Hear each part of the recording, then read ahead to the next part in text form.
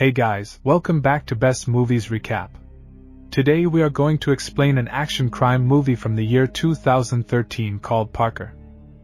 The movie begins with a professional thief who follows a specific personal moral code. He doesn't steal from the poor, he never hurts innocent people, and if you make a deal with him you must respect it.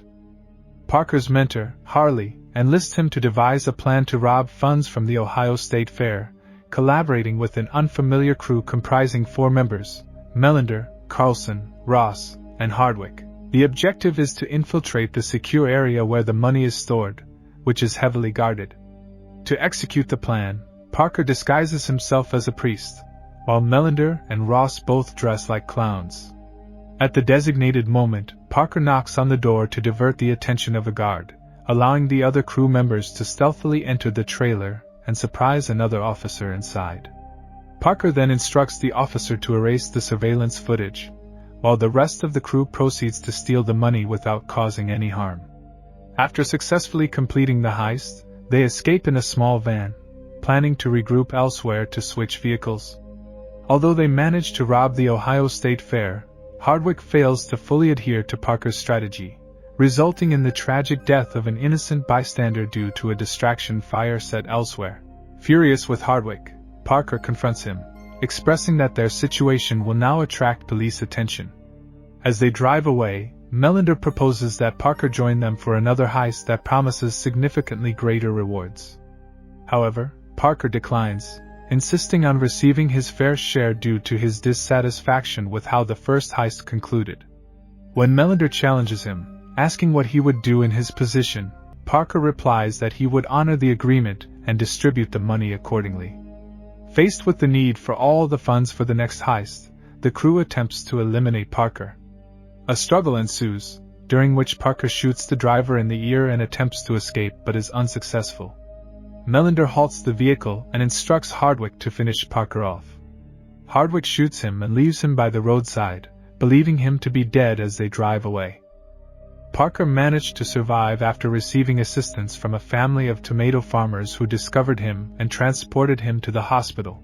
Upon regaining consciousness, Parker realized that the police would soon arrive to inquire about the events that transpired.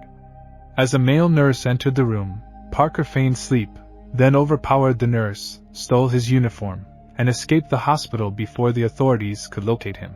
He commandeered an ambulance to facilitate his departure, and remained inside it until he had fully recuperated. Once he regained his strength, Parker resolved to seek vengeance against those who had attempted to take his life. He robbed a check-cashing establishment to secure funds, injuring one proprietor in the leg, and subsequently stole a woman's car parked outside. Parker confided in Harley about his ordeal and expressed his desire to confront Melander for his betrayal. Despite Harley's attempts to dissuade him, Parker insisted on pursuing information regarding their adversaries. Harley directed him to New Orleans, where Hardwick's older brother operated a local bar.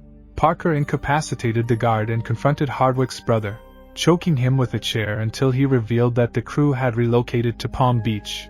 Harley made another attempt to sway Parker, offering him money and claiming that the crew had apologized and sent additional funds.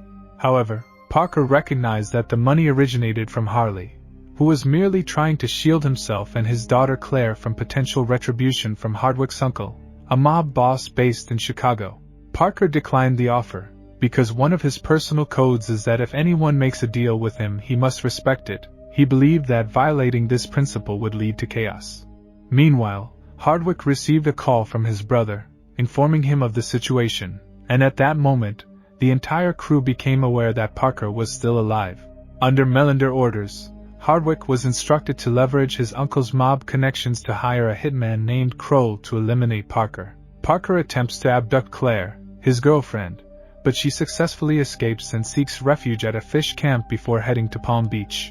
Meanwhile, Parker visits an individual who specializes in creating counterfeit passports, identities, and bank accounts. He provides this person with a portion of the money he illicitly obtained from a check-cashing establishment, and requests that his false identity be prepared within a week.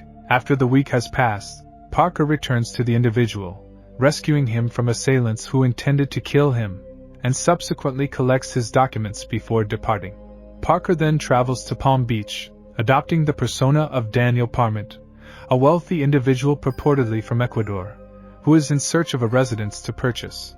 He reaches out to a real estate agency and meets Leslie Rogers, a disheartened and unsuccessful agent living with her mother and facing financial difficulties following a divorce. Excited by Parker's interest in her listings, Leslie, eager for a commission, begins to show him various luxury properties.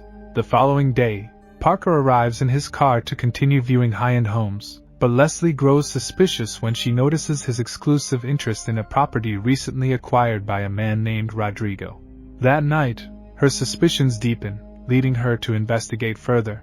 Upon reviewing Parker's information, she discovers that Daniel Parment is a fabricated identity. Additionally, after examining Rodrigo's details, she realizes that his identity is also fraudulent.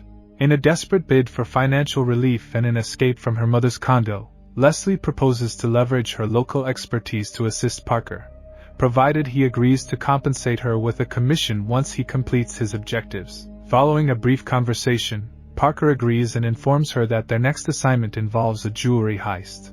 Leslie mentions a nearby jewel auction, asserting that it is nearly impossible to steal from due to the heavy police presence. Anyone lingering in the vicinity is promptly asked to leave. She urges Parker to abandon the idea, but he persuades her by revealing that Melander has an insider who can assist them in gaining access. They then travel to the location together in his car, strategizing to steal the jewels from Melander after he completes his high-stakes stop prior to the auction.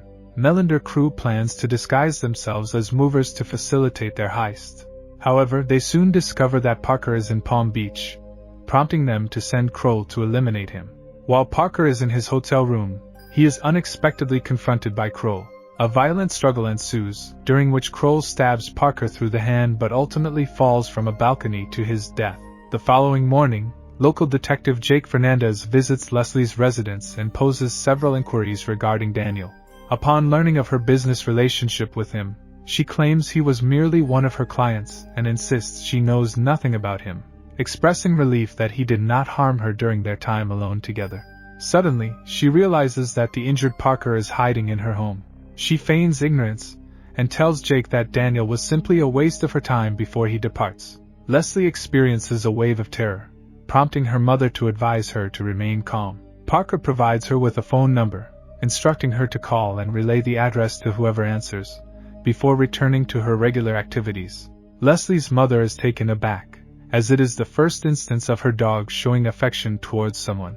At her workplace, Leslie is deeply disturbed when she views a video of Kroll's death online, captured by local witnesses. Upon returning to her house, she finds Claire tending to Parker's injuries. Claire expresses her gratitude to Leslie and her mother for their assistance with Parker, before retreating to her hiding place at the fish camp. Meanwhile, Melander and his team infiltrate the auction to install speakers rigged to explode, aided by an employee who was present. Earlier that day, Parker had entered the crew's residence while they were out purchasing food, where he concealed a gun beneath the table and sabotaged their weapons by damaging the firing pins, managing to escape just moments before they returned. Later that night, shortly after the auction commenced, an explosion erupted, causing panic among the attendees. Meanwhile, Melander and his team were stationed nearby in a fire truck. Upon hearing the blast, they promptly proceeded to the scene, entering as a fire response unit. They instructed the guards to secure the entrance and prevent anyone from entering, citing the potential presence of toxic gases resulting from the explosion. Taking advantage of the chaos, they began to seize the jewels on display at the auction. Once their task was complete, they made their way back to their boat while Hardwick created a diversion for the police, allowing the team to escape. They returned to their residence, where the weakened and injured Parker had already arrived. Upon noticing the police activity and helicopter overhead, Leslie realized that the crew had successfully executed their plan. Concerned for Parker's safety, she approached the house and began to investigate the garden. However, her movements attracted attention, and one of the crew members apprehended her, bringing her inside the house, where she was subjected to intense questioning under the assumption that she was collaborating with Parker. She refuted the accusation and informed them that she did not know anyone by the name of Parker. Melander instructed the crew to disperse and search for Parker within the house. Seizing the opportunity, Parker killed Ross. Meanwhile, Carlson began to assault Leslie, prompting her to shoot him multiple times with the firearm that Parker had concealed beneath the table. Eventually, Melander met his demise after Parker stabbed and shot him in the head. At that moment, Hardwick took Leslie hostage, unaware that Parker had already removed the firing pin from his weapon. Parker then killed Hardwick in retaliation for the innocent life he had taken during the initial heist.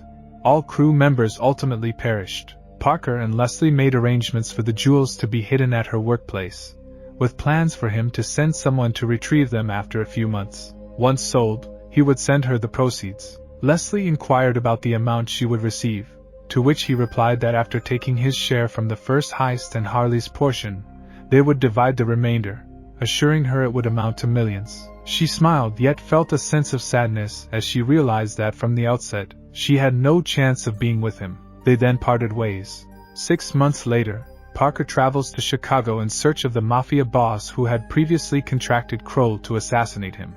After confronting Danziger, who proposes a deal, Parker declines and subsequently kills him.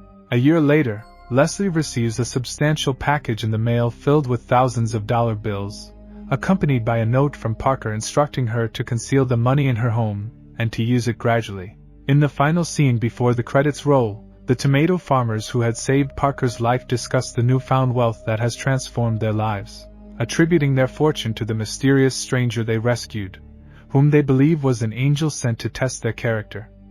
Thank you for watching. Please remember to like the video and activate the notification bell.